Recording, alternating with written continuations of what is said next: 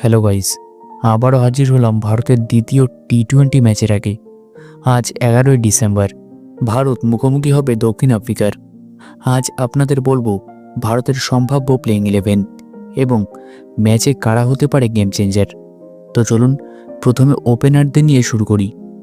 ভারতের ওপেনিংয়ে থাকবে কিন্তু অভিষেক শর্মা আর শুভমান গিল।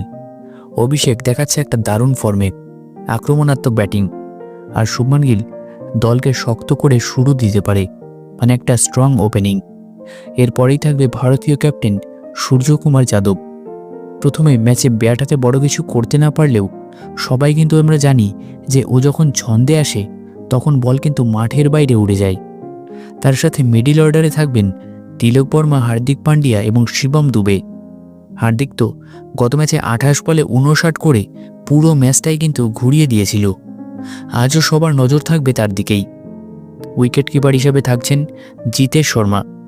ছোট ছোট ইনিংস খেললেও ম্যাচের দিক ঘুরিয়ে দিতে পারে তিনি। স্পিন অলরাউন্ডার হিসেবে থাকবেন আকসার প্যাটেল। মাঝের ওভারগুলোতে ওর সোজাসাপটা বল কিন্তু ব্যাটসম্যানদের খুবই সমস্যায় ফেলে।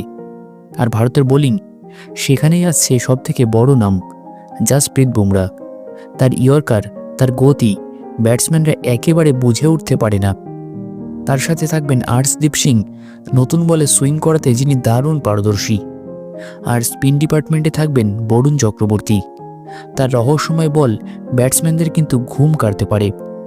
তো চলো দেখে নিই ভারতের সম্ভাব্য প্লেইং 11টা। অভিষেক শর্মা, শুভমান গিল, সূর্যকুমার যাদব, তিলক বর্মা, হার্দিক পান্ডিয়া, শিবম দুবে, জিতেশ শর্মা, আকসার প্যাটেল, জাসপ্রীত বুমরা, আর্শদীপ সিং এবং বরুণ চক্রবর্তী। বন্ধুরা, ভারতীয় টিম এখন 1-0-তে এগিয়ে রয়েছে। আজকের ম্যাচ যদি জিতে যায় সিরিজটি কিন্তু প্রায় হাতের মুঠোয় চলে আসবে। আপনারা কমেন্ট করে বলুন আপনার মতে কে হবে ম্যাচের হিরো, হার্দিক, গিল নাকি বুমরা।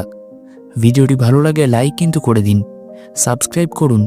আমরা আবারও দেখা করব ম্যাচের শেষে রিভিউ নিয়ে।